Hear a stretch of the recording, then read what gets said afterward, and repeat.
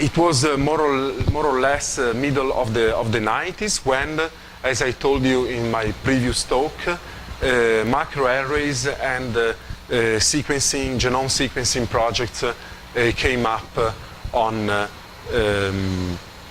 came up. So, more or less in that period, when first arrays results appeared on high-impact journals, we decided to develop arrays in the Mediterranean mussels, Mytilus galloprovincialis. You see that this was the first attempt, very primitive, still related to a completely bottom-up approach. So starting from a prior knowledge, we look for all the literature available on mussel and mussel-responding genes and proteins, and we collect 25 genes that were known to be involved in stress response. It is still a way of thinking that do not account for the powerness of the high-throughput and omics techniques that are hypothesis-free driven approach. In this case, I start with an hypothesis. I look to the literature, I collect all the most possible information that I know on stress response in mussels. I took all this information, I print on a glass slides, and look what happens in exposed animals or in field animals. Okay? So this was the first attempt. More or less in the same period, we could start a collaboration with an important research group in Italy that was working on mammalian arrays and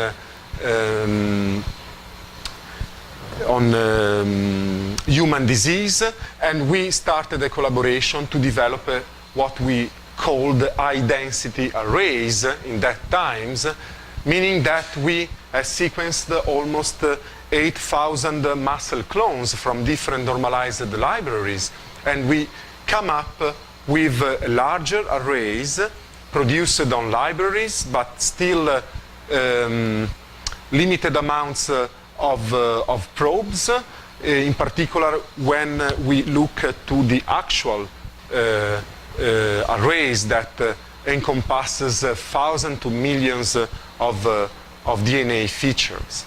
So in this case, we produced a normalized library from different tissues. We sequenced several clones.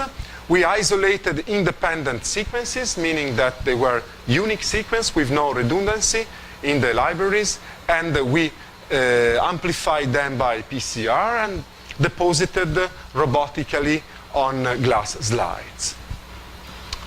So this is the first high-density arrays that have been produced in mussels, and to date there are no better versions of this array, and hopefully we are studying and working a lot to produce a much high number of probes in new versions of such array.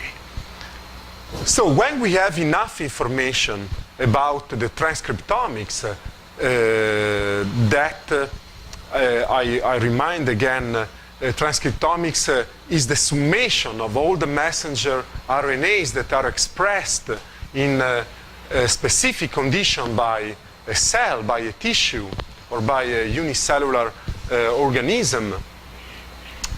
We can try to use such huge information to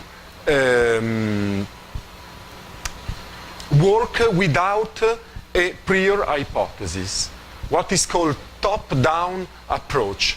So I may be interested in the effects of heavy metals, in the effects of pollutants, in the adaptation of toxic environment in mussels, but I do not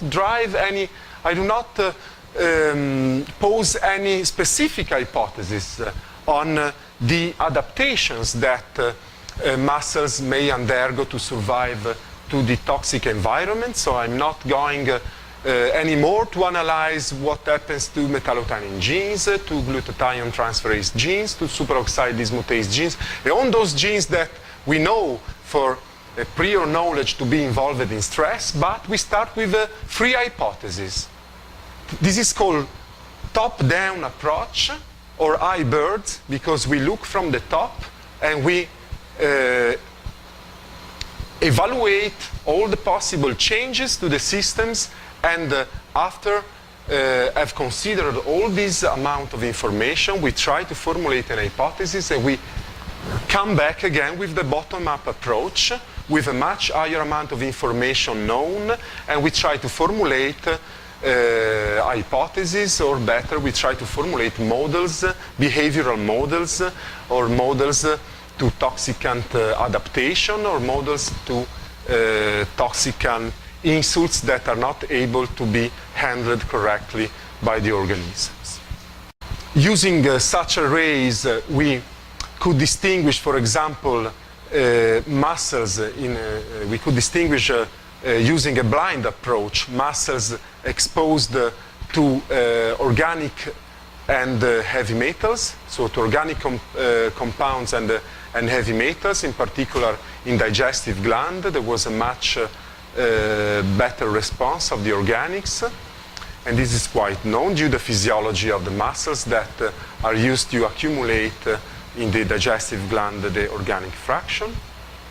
We could use this application in the field, so mussels were caged along the lagoon of Venice. That is a very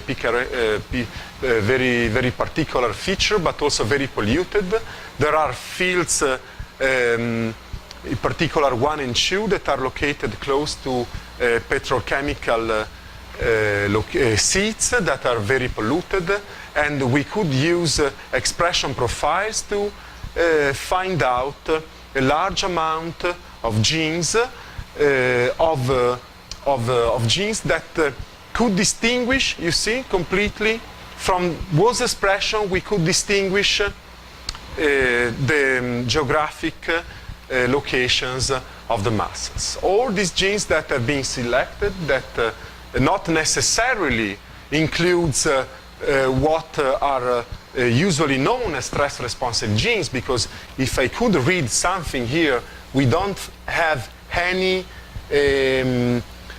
glutathione transferase, any metallothioneins, any CYP genes, but we have completely different features. We have genes involved, I don't know, in ribosomal biogenesis. We have genes involved in the extracellular matrix. We have lots of cytoskeleton genes.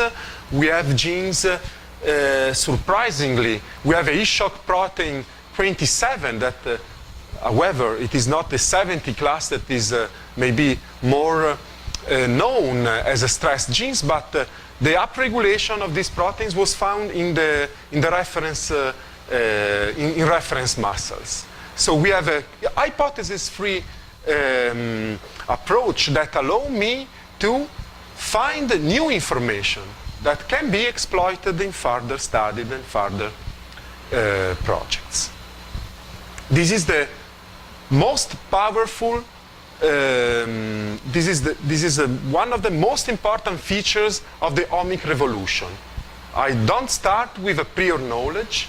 I generate my prior knowledge from zero, and then I use such knowledge in a more hypothesis-driven approach to try to confirm my feelings, to confirm what the molecular biology approach may suggest.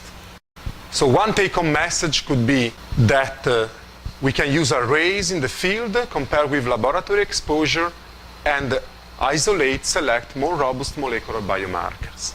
But we are in a very complicated situations. We are in the Venice Lagoon, so there are lots of confounding factors that should be accounted. For example, all those changes could be due to different ecological conditions, could be due to different nutrition states of the mussel. So there are lots of natural confounding factors that can affect gene expression, because gene expression is very prone to changes. Okay, it's much more prone to changes than any other hierarchical levels of the life tree. If you remember the picture that I showed you from molecule to ecosystems, the more we are located in the bottom of such a scale, so at the molecular level, the biochemical level, all these subsystems are much more prone to changes, whilst we know that physiological responses, ecosystem responses are much more resistant to the interference of the environment. So the next piece of this story is looking for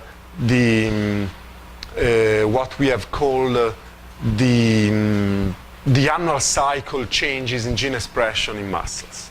Okay, this is an obligation that we had to carry out to avoid a misinterpretation of data coming from microarrays. Just to give you an overview of what happens to genes in mussels along 12 years. This is digestive gland. You see, this is an amplification plot showing all the change in genes along 12 months.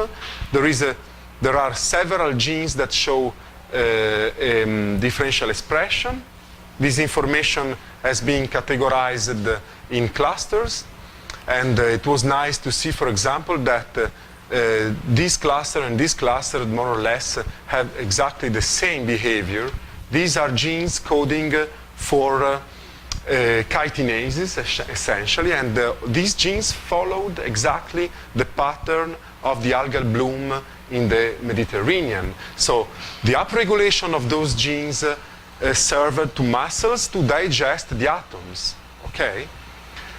And it was also nice to see that when we expose mussels to an organic phosphates compounds, these genes were the only ones that showed a huge upregulation with respect to reference genes. And when we repeated this exposure to the organic phosphates 3 months later, we found absolutely no induction. Why? Because when we did the first exposure, we could be, for example, in this part of the annual cycle with essentially no changes for such chitinases genes, and when we repeated the exposure, we could be at the top of the expression rate, and no more induction could be observed in mussels. So all this information is absolutely important. Response to natural factors is absolutely important to use molecular biology in biomonitoring in the proper way. We also could found the development of gonads. It was very nice to see, for example, in the female gonads, the implication of mitochondrial biogenesis genes. And this is quite important because mussels, essentially, the scope is only to grow up and spawn their gametes, and the pollutants are usually very prone to affect such behaviors, and we have preliminary data showing that the correct gonadal development can be highly affected by different types of chemicals.